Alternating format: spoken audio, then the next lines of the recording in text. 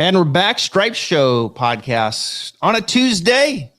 You know the deal. On a Tuesday, we look ahead to the next week's tournament. Hope everyone enjoyed their 1 week vacation in between seasons. Patrick Cantlay seems like, I don't know, a week ago when he won the FedEx Cup championship there in Atlanta. And it all starts now a week later in wine country, Napa Valley. It's called the Fortinet. Sorry, I keep saying that every time I look at it. It's a Fortinet Championship, the Safeway Open, Silver Auto Resort in Spa North. Great spot. I've been there.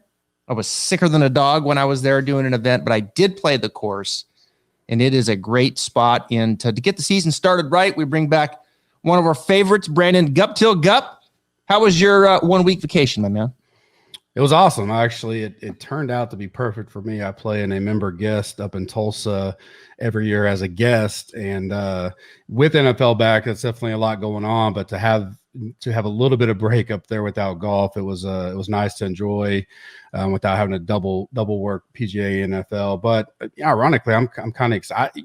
When I got up just yesterday and this morning, I was like, man, I wish we had more time off. And then as I started digging in and going, I'm kind of fired up about the week and the season again. Get 7-8 tournaments here and then take a little winter break. So I'm excited for it. Yeah, we do this, the Fortinet Championship, and then it's the Ryder Cup next week. I'll be up there. We'll actually do a Stripe Show podcast live from the Ryder Cup up in Whistling Straits. That'll be fun. And then the Sanderson Farms, of course, they're in Jackson, Mississippi. We get in October, it goes Shriner, CJ Cup, Zozo, Bermuda. Nice run there. And then in November, we get the Worldwide Technology Championship at Mayakoba, Houston, RSM Classic, and then some fun hit and giggles, Hero World Challenge, and the QBE Shootout. So we've got some golf, folks. Don't go anywhere on a Tuesday. We've got you covered as we look ahead, look at some fantasy golf here. Call it the matchup. We'll get to it in a second. And we'll give you some thoughts maybe on some win tickets as well, and some other guys that we're looking at that we feel have some equity, top 20, and those types of things. But Gup, I got to ask you first here. This is, last year we didn't get the graduates from the Korn Ferry Tour because of COVID. So they had the extended season. So this top 25 that's coming out, which we're introducing to each one of them to our audience on Fridays. We've had a number of already to this point. Austin Smotherman did a great job. He's one of the top 25. We're going to introduce you all to him. And, but here they are. All 25 that graduated are at the Safeway Open, the Fortinet Championship. And there's a few names that you've kind of got your eyes on, but this is always fun now to see some of these guys, some more experienced than others, to come out now and mix it up with some PGA Tour veterans. Oh, dare I mention, the number one player in the world is there, Jon Rahm. What are a few names that you're looking at here? Top 25 from last year, the graduates. Yeah, I think where we've come in this industry, PGA, DFS, especially with guys like you, have a lot of great insight coming into this side of the industry has made it awesome. And I think that's going to be a big deal during the fall swing. And not only that, even the pros are playing a lot more in the fall because they start seeing this FedEx money and they look back, and you saw the shift 2 or 3 years ago where some of the pros said, man, I can go get some nice FedEx Cup points early in my season and then set up my schedule. Adam Scott's mentioned it. I'm coming over earlier in January, February than I ever have. Rory, stuff like that. Is that why Rahm's here or not? I don't know, but it's a lot more exciting with the graduates and the young bucks, and then some of these pros that are sticking around for some of these tournaments in general. Guys like I really like, early. We'll see how popular they are this week. I've been a big Trangali fan. The Haskins Award winner from Pepperdine. I like him a lot. I think he's going to have a great career. He's played in a few tournaments, but technically a rookie now this season. Taylor Pendrith will be one of the bigger known names, I think. These guys, I'm looking at how they finish their season, the form, their pedigree to an extent. So like a Trangali, you can see that. Pendrith had 4 seconds in the Korn Ferry, 12 straight made cuts in the season. Taylor Moore was one that I noted. His last tournaments was only a 5th, a 7th, a 1st, a 2nd, a miscut, and a 10th and a 10th. So great form coming in. A little less known, maybe. He's out of Edmond, UCO kid, Josh Krill, made 10 out of his last cuts on the Corn Ferry, a first, a miscut, a 54th, a 10th, and an 8th. So pretty good form there. Like you mentioned, Smotherman's a guy that seemed to increasingly get better and better as that season went along. Wu is another one that's pretty known. Grayson Sig are guys that I'm looking forward to seeing tee it up with the big boys this week. What about the guy from Chile, Mito? Oh, yeah. Herrera. Yeah, Mito, man. He's, we've seen him earlier this summer. And he had a 5th at the Barbasol. He was 6th at the 3M Open. He just missed out on a medal. Was in that playoff, finished 4th at the Olympics. I mean, so Mito's got a little bit of experience. It's gonna be fun to look at him. I like Pendrith. You mentioned him. I almost see Mito's name and think of him as a pro now, just because he's second in my overall model this week, and I forget that he got the 3-win promotion deal, and I forget that and that's how well he's played. Like, it's not been fool's gold with him. So I completely blew past him. Yeah, I mean, he has been out there, right? And Steven Yeager's got some experience out there. We know what he can do. I'm with you on Taylor Pendrith. I think he's an interesting player from Canada, and a guy that can really get it going off the tee. He's kind of got an unorthodox swing. I was texting with his coach, Derek Ingram, who teaches a lot of Canadian players up there, worked with Nick Taylor for a long time. I'm drawing the blank on Mr. Canada, our ball striker. Corey Connors, excuse me. Yep. Just went blank there. My man, Corey Connors. My goodness. Yep. Tout Corey all the time. He's worked with Corey for a long time. And now here comes Pendrith. I believe Corey took him in on some of this when he's played and kind of been a roommate or, hosted him in his house at times and stuff like that. So kind of been a little mentor for him as well. And of course, Will Zalatoris. I mean, he's the name that we all know. I mean, he's the guy that was there at the U.S. Open, had a great run. I think the putter, when he came out, it was surprising to me. I knew he was a wonderful ball striker. We knew he could go off the tee. We knew his approach game could be dominant. We saw +7, +8 strokes gain approach a few times.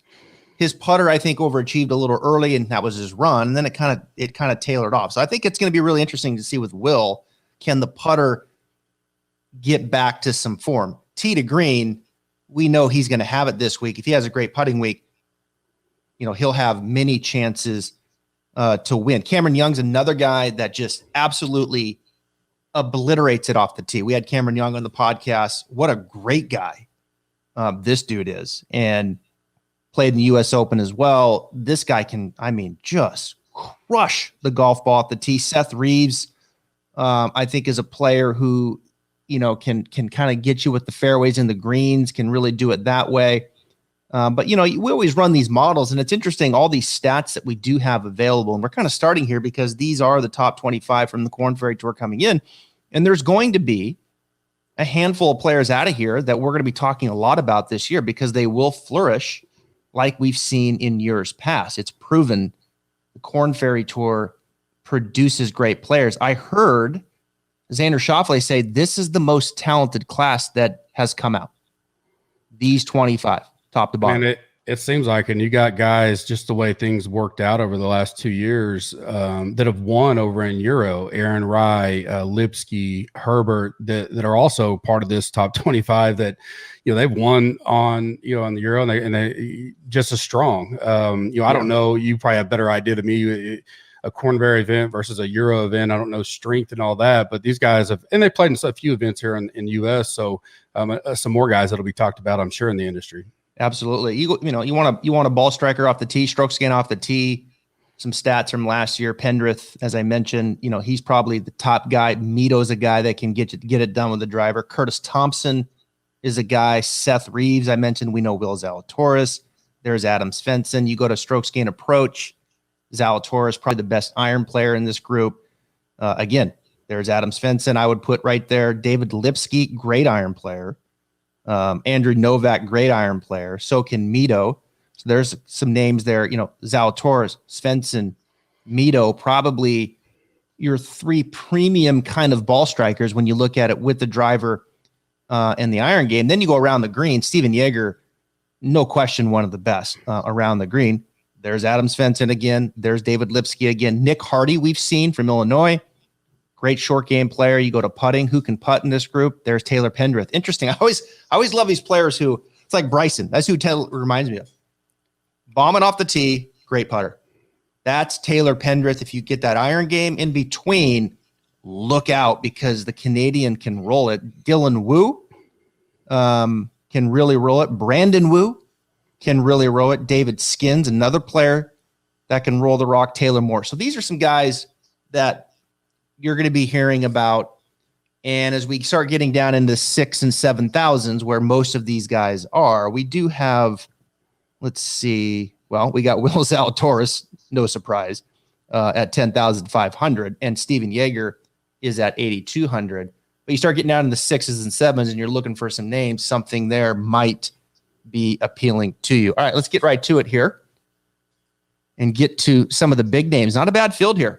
There's some good guys here to consider on the top end. We're going to go through each level of pricing, give you thoughts on just about every player, and then kind of narrow it down to some of our favorites. John Rahm, folks, is at 12,100. You ever seen a big number like that before in DraftKings? 12,100? That's huge. Yeah, this is my, I think, 5th or 6th season kind of covering it. 2015, 2016 is when I kind of got into it more betting. It used to be a little more, you would see it. And as the algorithms and stuff for drafting has improved so much, and the betting odds have improved a lot, which feed that somewhat, you rarely see it anymore because it's so hard for those guys to pay off. It's certainly valid this week, I think. I mean, if he shows up the way he's coming in, like, there's no one even remotely close to him talent level at all in this field. I mean, you know, Matsu, Willie Z, these guys are great, but this guy's been on fire at the end of the season. Outside of COVID was the only thing that stopped him, or he probably would have had a couple more wins. So I can't argue it, but you know, it's going to be interesting to see how many people want to click that 12-1, and then it's going to force, you know, certain builds. So, but I mean, it's hard to pass on him. It is. He's been dominant. I thought he was a player of the year. Patrick Cantlay ended up getting it, but Rahm, from a strokes gain standpoint, finished in major championships. It wasn't even close over Cantlay, and of course, we know the win was taken away from him at Memorial due to COVID and others. So Hideki, he's at 11,000. Webb's at 10,800. There's Willie Z, 10,500.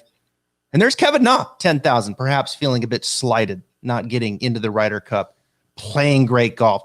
He was so good in Atlanta. Hasn't played great here. Does have a 7th place finish a few years back. But you can make the case for Kevin Na. I certainly can. Tee to green, we know he's nifty around the green, and the putter can heat up.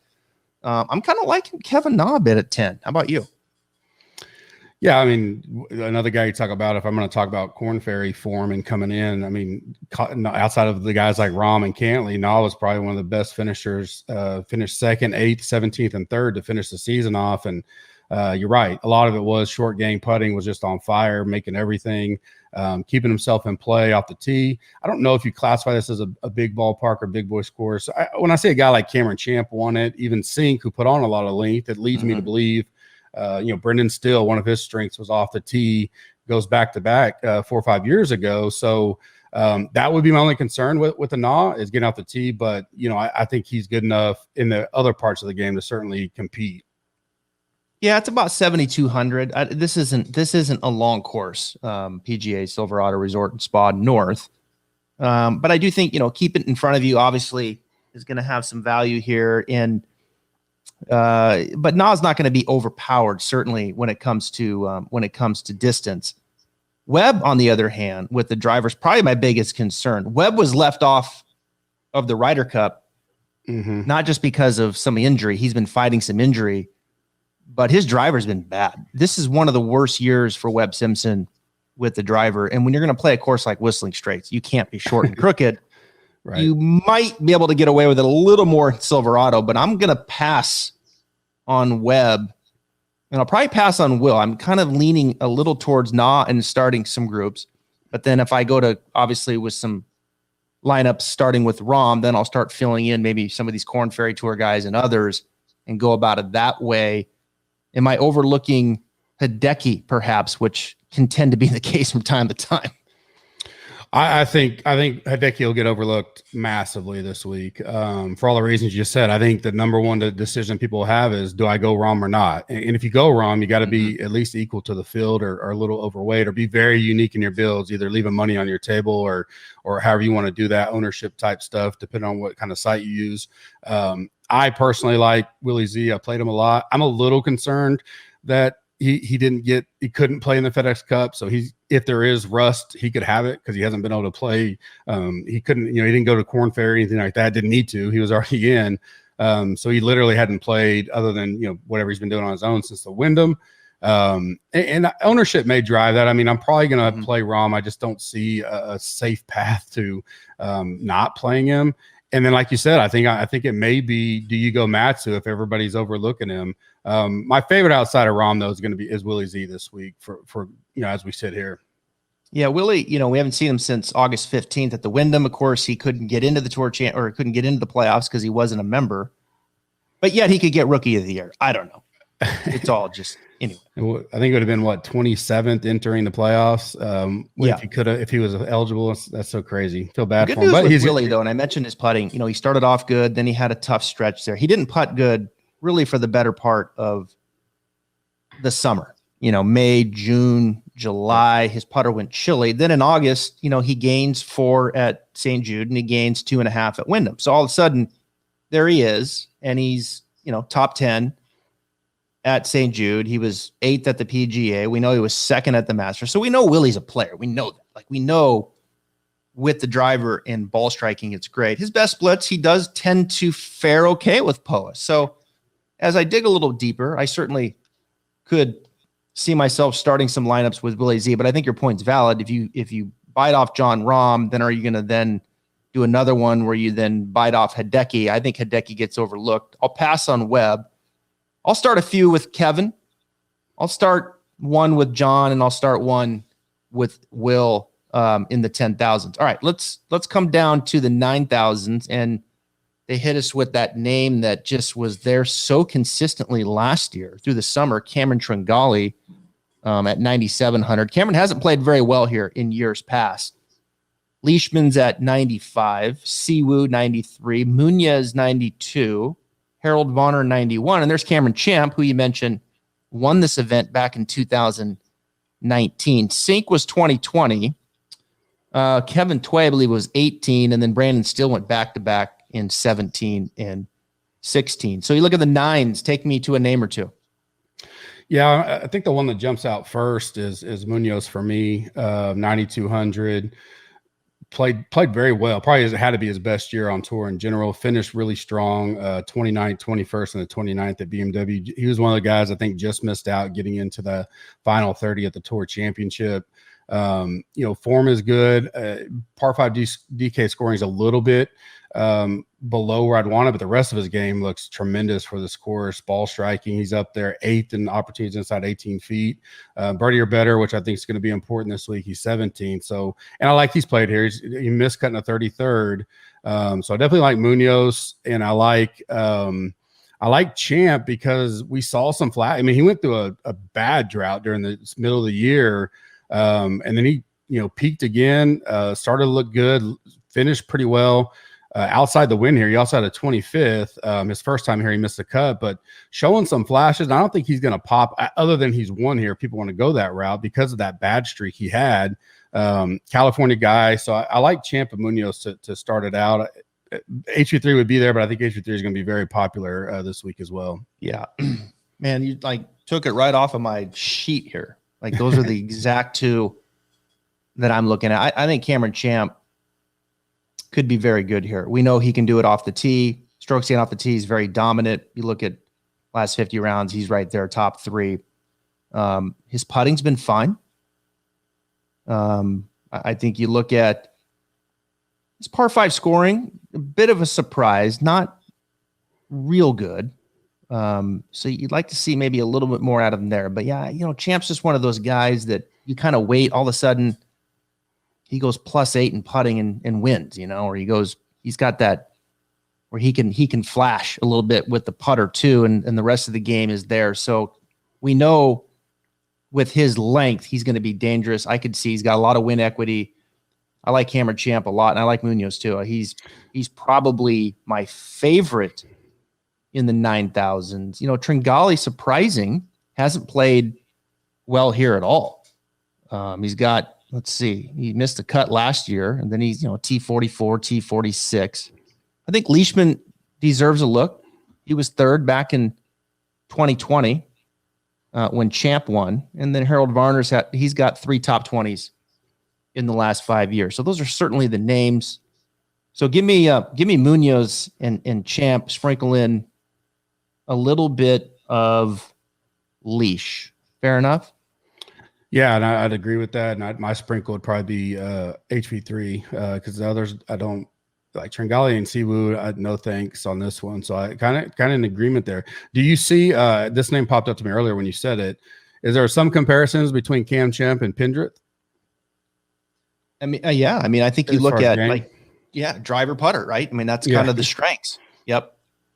So those are always very interesting players to me, because man, I can drive it a long ways, keep it in front of me, and I'm a top shelf, better than average putter. Let's not go top shelf quite yet, right? Yeah. Better than average. If they catch fire with the putter, with the other part of that game, it just makes it. I mean, they can get, and we've seen it twice with Champ. He's done that. Now he can go sideways in a hurry. We've seen that as well, but definitely think he can be in play this week, and it may go a little overlooked just with some of the people that typical model runs aren't. He's not going to show up there real recent, but I think he turned it on the last 6 weeks for me enough that I want to play him at 9,000 this week. Yeah, you look at I think Pender's is probably a better putter than Champ, to be honest with you.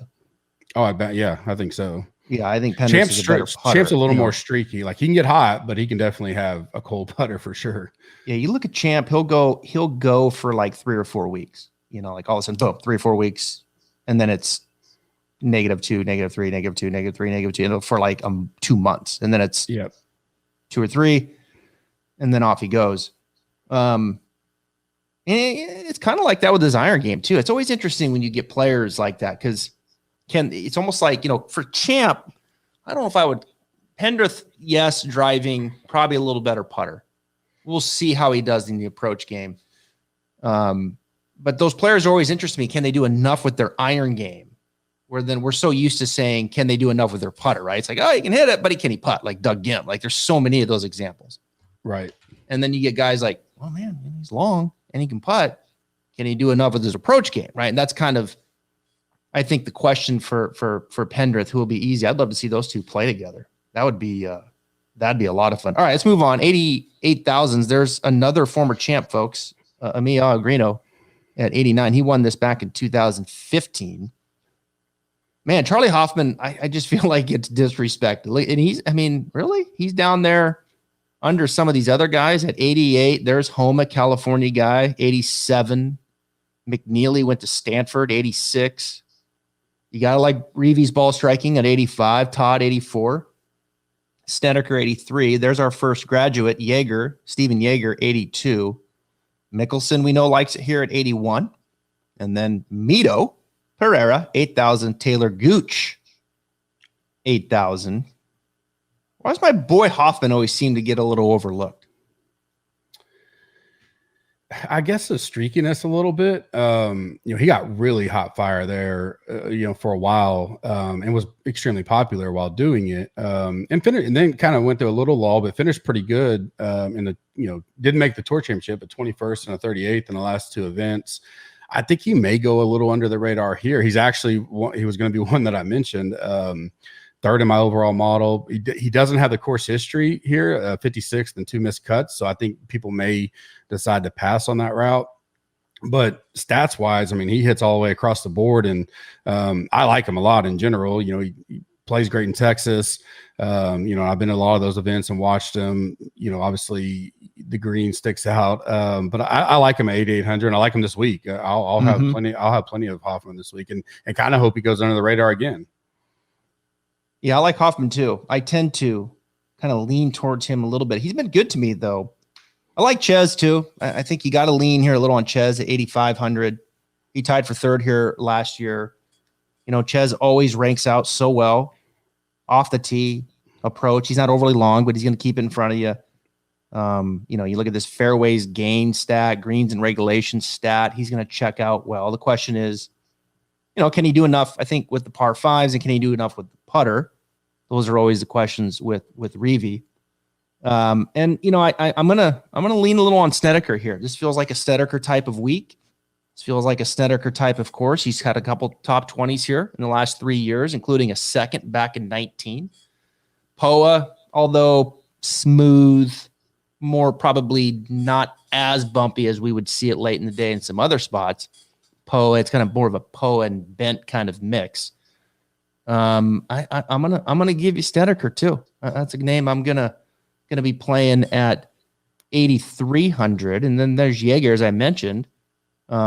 Jaeger, I think his strength's probably more around the greens, and is a pretty good iron player too. He's not going to beat you. He's not going to beat you up off the tee, but I think he is probably going to be in that just maybe average, slightly better than average approach game.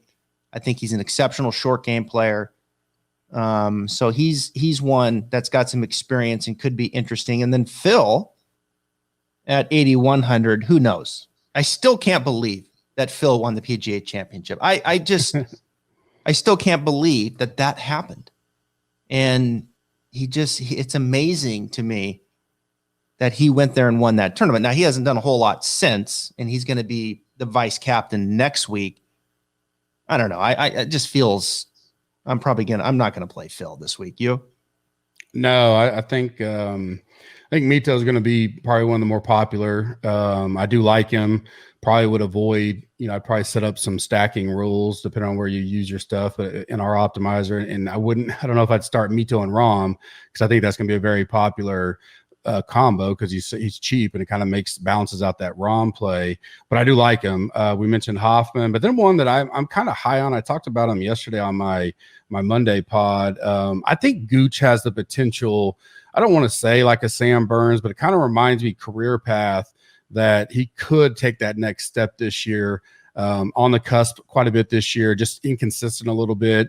Burns made a big stride this year. He's an Oklahoma State boy, so local around here. Plays out at my club everyone, from time to time, has a good gathering there. But I like him at 8,000. I think he could be a great pivot off of a chalky Mito as well. I just like his upside. I like his grit. I think he could have that kind of year this year. In general, I'm going to be high on him early, and so I like Gooch and Hoffman, and then I'd eat the Mito if you want to go that route. I think it'll be popular. Yeah, it's an interesting comp. Gooch to Burns. Gooch is probably. Gooch can have great driving weeks, and then he can just fall off the earth, with his driver. You just take his run, Northern Trust. He had a great run of driving from May through August, just blitzing it. +5, or excuse me. Here we are. Yeah. So you look at him in the, I was looking tee to green. So you look at him here in the Northern Trust. He lost, a couple off the tee at the Northern Trust and BMW. Before that, he lost 4 the Travelers Memorial, but then before that, he had a nice little run of driving. So it's like, I think Burns is the better driver. There's no question. Approach game could be pretty close, those two. Pretty close from an approach game standpoint. I think Gooch is better around the greens. And I think Burns is probably the slightly better putter, when you look at that. But that's interesting. I think with Gooch, can he do enough with the driver? Maybe elevate that a little bit more. Get the ball in play, and off we go. And he's certainly going to need it this week. I'd probably need a little more talking into when it comes to Gooch this week at 8,000. But yeah, Mito is probably going to be popular at 8,000, and Jaeger probably slightly overlooked when you look at the 2 Korn Ferry Tour guys coming in. Mito perhaps the sexier play. But I'm going to stay with Sneds. I'm going to stay a little bit with Ches.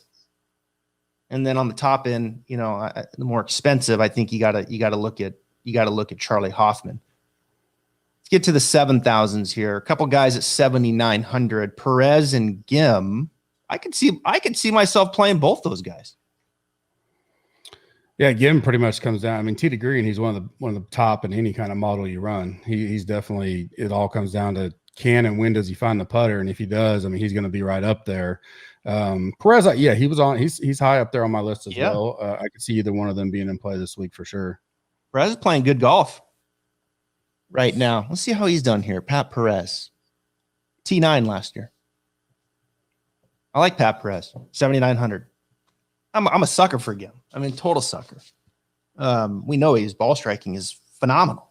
Oh yeah, he's working with Derek Uyeda now, who's a really good putting coach out in California, and they have been for about 4 or 5 months, I believe. I'm really interested to see if Gim can take some strides with the flat stick this year.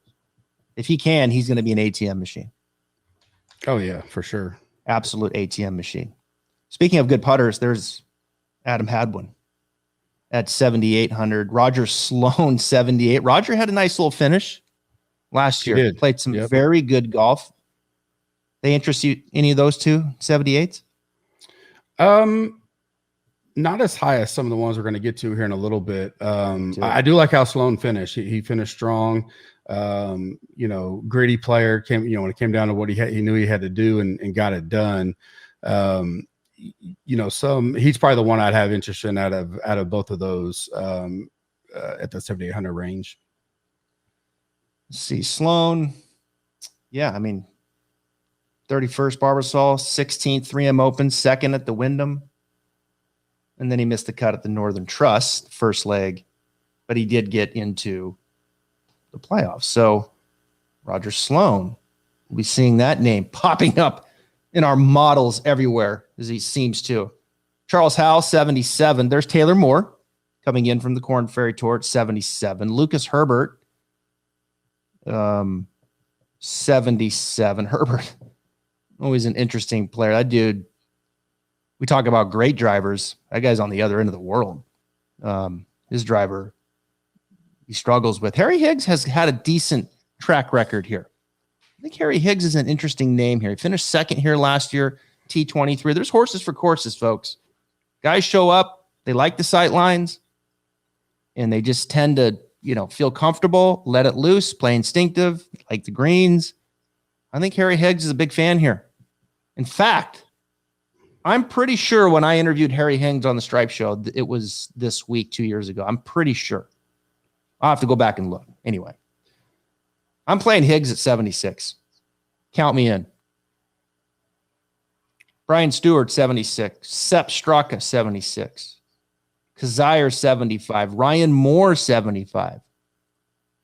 I like Kazire. I've been high on Kazire for a little while. He's been on a good upswing. And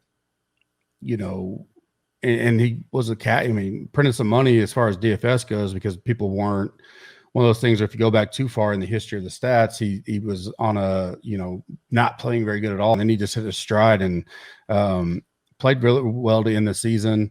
I think he had a second here in 2016. And then he's one of the guys that when I looked, I was like, then he missed like 3 straight cuts. So I was like, all right, but at least he's shown he can play well here. And I think his game is in a good spot. He wound up getting into the FedEx Cup all the way through the BMW, finished 34th there, just missed the Tour Championship. So I like him in general, play him a lot. I don't think he'll be very high owned at all. So he's a good, low end guy that I'll play. I kind of like Brian Stewart too. He's had some success here. T3 last year, T17 and 20. I mean, at this price range, 76, T20, not bad.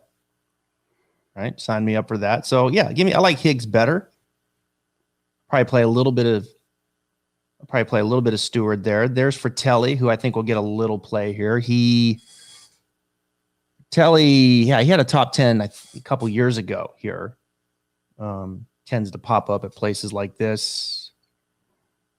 Sahith Theegala. I like Any him. interest?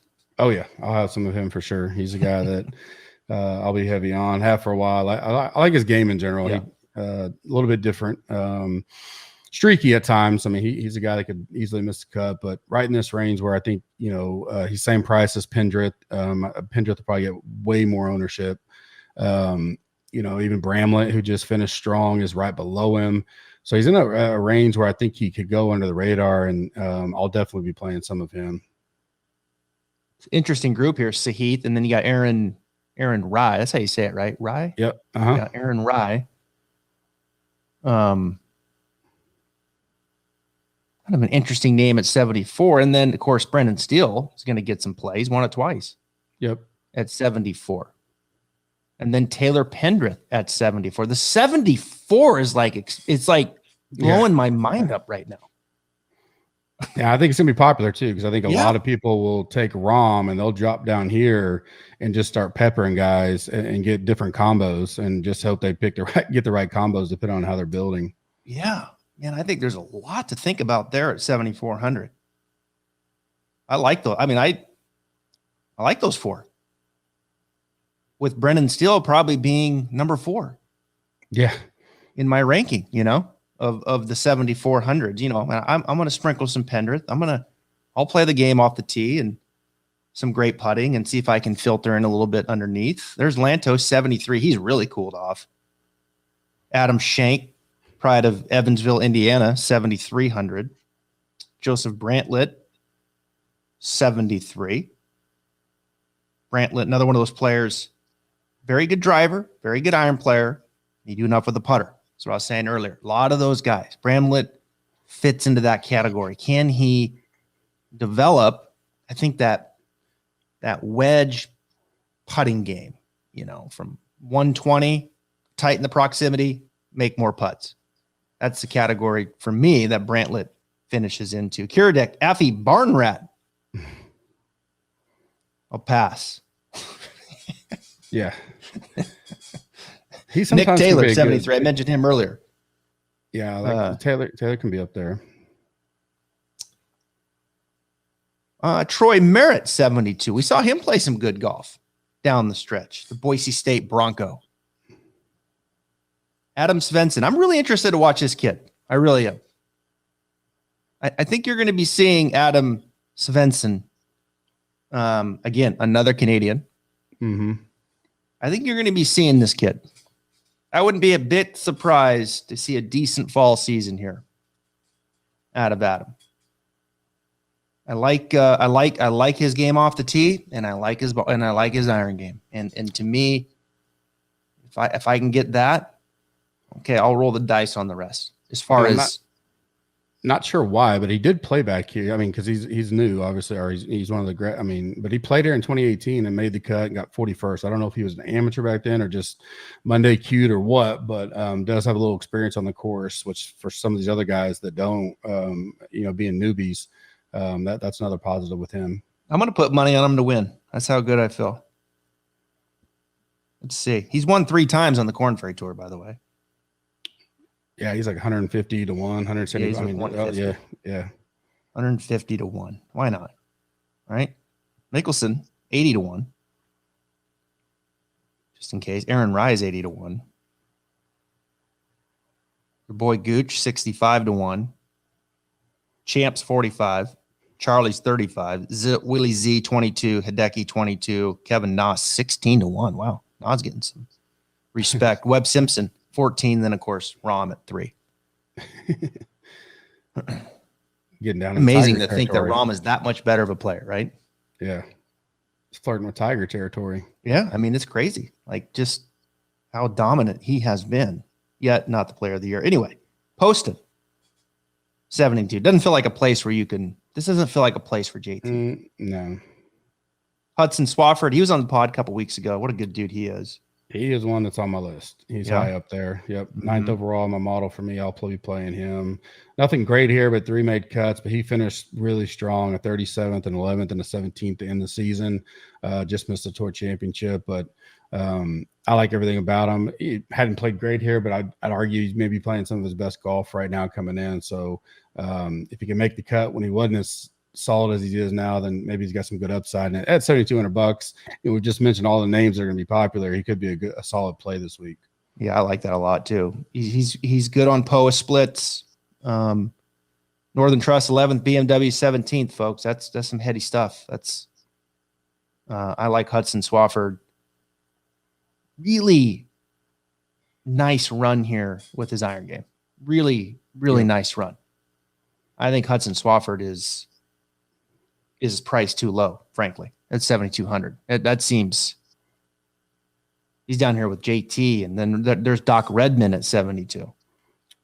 Redman's a staple of mine. I'll play at least some of them. He finished third. He finished third here last year. At least he likes the course, like you said. He, a third here a year ago. His game's just so. I know he's working on a lot of things from everything I've heard, and when he's on, man, he's good. He's so good. He can get in top 5 in a hurry. He'd be a flyer only, but third last year gives me some kind of hope. Nothing crazy with him though. All right, here's 5 guys at 71. Any interest? Luke List, Tom Hogue, Grayson Sigg, Russell Knox, Hank Lebioda. Hank, great run last year. Russell probably, let's see, Russell was 9th. Yeah, he was 9th last year. He played here. And then Luke List was 4th back in 19. Any interest? I may play a little bit of Sig if he's not too talked up. I know he's one of the darlings early. I still like Lebioda. I mean, he's solid in my rankings. I don't hate that at all. There's some in the 7s that I like, but I'd play a little bit of Lebioda and Sig out of those 5. Yeah, I think I agree with that. Definitely Lebioda for me. I'd have to look a little deeper on Sig. I like Hank. I would probably nudge List a bit, although I tend to not be on the right side of Luke more times than not. But Hank, Hank's got some game now, folks. I mean, Hank's kind of, I could see Hank Lebioda taking the next step this year. I really could. I think the lefty out of Florida State has some game, and I think it's very balanced too. He can definitely putt too. He can putt. He's good around the greens, and his approach game is a little under the radar. So I'm getting more excited. I was excited by Hank, and I'm more excited with Hank as I look a little deeper here. All right, 7,000s. Any names here? Alex Smalley, Chesson Hadley, Patrick Rogers, Chad Ramey, Scott Piercy, and folks, we've hit the bottom. Matt Kucher at 7,000. Absolutely love Smalley. Played him at Wyndham, gave him away as one of my super low. He's a great kid out of Duke. Shot he was 8 under and through 2 rounds at the Wyndham. Shot 2 under on the weekend. Finished strong there after a bad Saturday, shooting 4 under. Finished 29th, so I like that. John Deere, he runs out his first tournament on the tour. I think he got into the Corrales or something back in March, but in July shot 8 under through 2 rounds at TPC Deer Run, and then even on the weekend. But you see those spikes of being able to go, kind of low. And I like his game, limited size, but I do like his game, and I watched him a lot, so you actually kind of get the feel for him. And I think I really love him this week at 7,000. One of my favorite low, cheap, plug him in guys of the week. Patrick Rogers works himself back in after going back down to the Korn Ferry Tour Finals at Victoria National, which I'm wearing that hat today. Victoria National, great spot. And here he is. I would probably throw a little bit of Hadley in there. Yeah. Yep. He's a guy I mentioned on mine, actually. I said, just a gut feel. I like him. Smalley and Hadley. I think those are the 2 for me in 7s. I'll sprinkle some Chad Ramey in, okay, just because he's been so.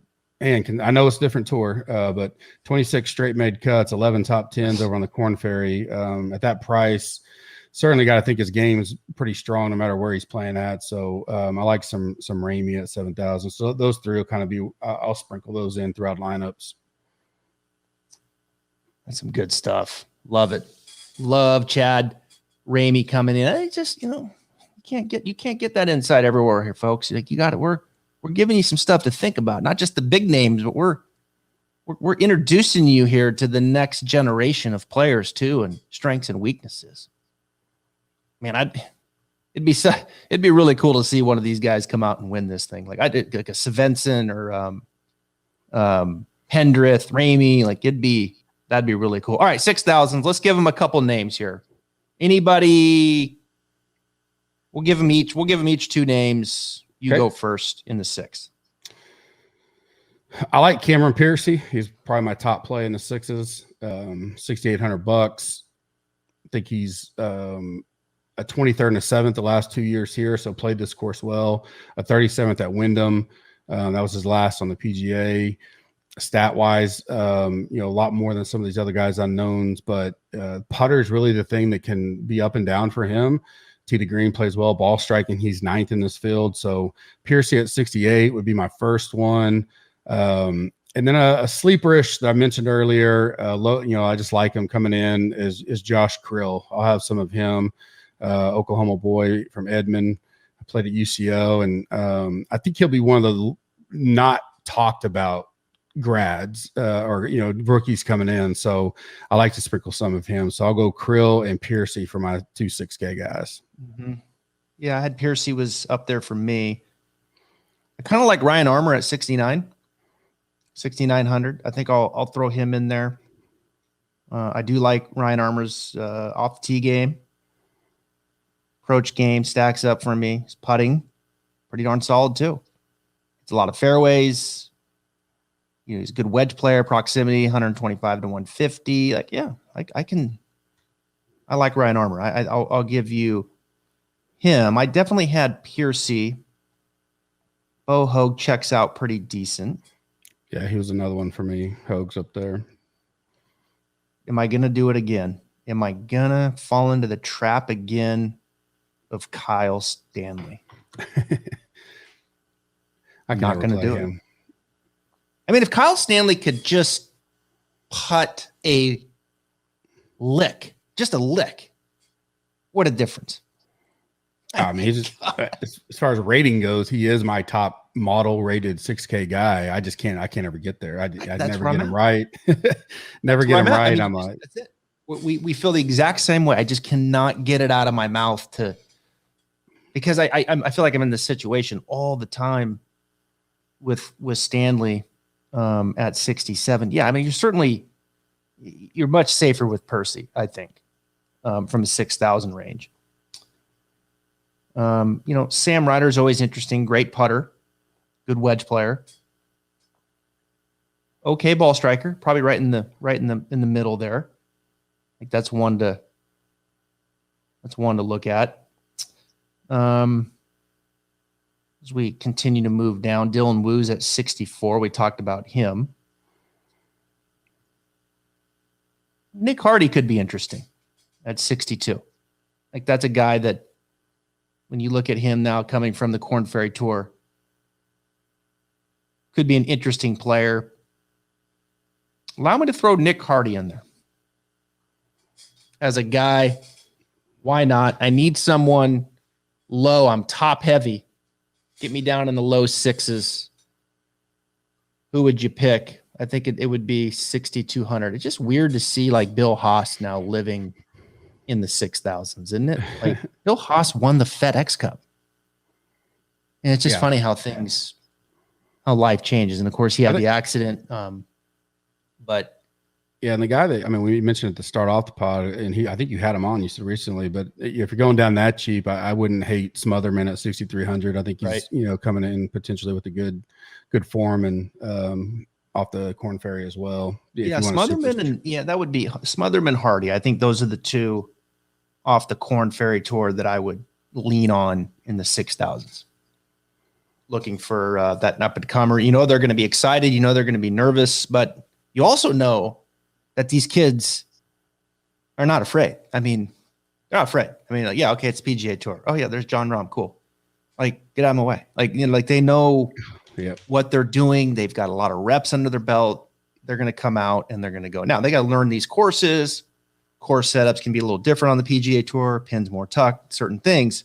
No question about it. There's a learning curve. But as far as like in awe, as far as like, oh my God, there's Webb. Like, I don't know. I think that shock factor is not as much as perhaps as it used to be. So look for these kids to come out and play. All right, we talked about a lot of names and a lot of names that you probably haven't heard of, but that's what we're going to get this time of year, and particularly kicking off the PGA Tour season. It's the Fortinet Championship Safeway Open. You got to put your lineups together now, as we will, but those are some names that we're looking at as we put together multiple lineups? Well, just because it's rare that this happens, but the way that with the Monday Q and all that, two guys that we don't necessarily, DraftKings may price them sometime this morning, that Monday Q that I really like, I've been high on them for a while, is Justin Suh and then Ventura at Oklahoma State. Both of them Monday Q'd yesterday, played well. Don't know where their price is going to end up. Obviously, when we research and all that, they're not in yet, but those are two that you keep your eye on as well, depending on where their pricing comes in at. So Suh, who was the other one? Chris Ventura. Yeah, okay, yeah. Played well. Both have been playing really well as of 10 this season. Suh's Monday Q'd us several times here towards the end of the year, so he can go low. So I like both those guys. Just don't know what they're going to be priced at. DK will add them later on. So many great players. Talking about Justin Suh and Christopher Ventura Monday qualifying. My goodness. I mean, those are. Ventura was on the national championship team. Yes. At Oklahoma State. Correct. Yep. With Matthew Wolf and Victor Hovland. Perhaps you've heard of those two. Yeah. Exactly. Gup, you're the best, man. This was fun. I knew you would bring it here as we had to dig a little deeper today, right? It wasn't. Oh yeah. It's just not right in front of you. You got a lot of new faces coming in, and it's just, I got more time to spend here. We didn't talk about Vincent Whaley, who I was big on some last year, has kind of fallen off a little bit. Kevin Tway, 66. He's won this thing, for crying out loud. A lot of things to consider when you're putting these events together, but I like it. It's not all about the big names. Sometimes it's about the maturation and the growth and the up and comers next, and trying to get out in front of that is a challenge, and one that I have a good time with. So Brandon Guptill, thank you. Stripe Show Podcast. We'll be back tomorrow with Harris English. Harris English joins the show and will give us some insight on what it's like for Team USA heading into what I think is a must win for the United States. See you tomorrow.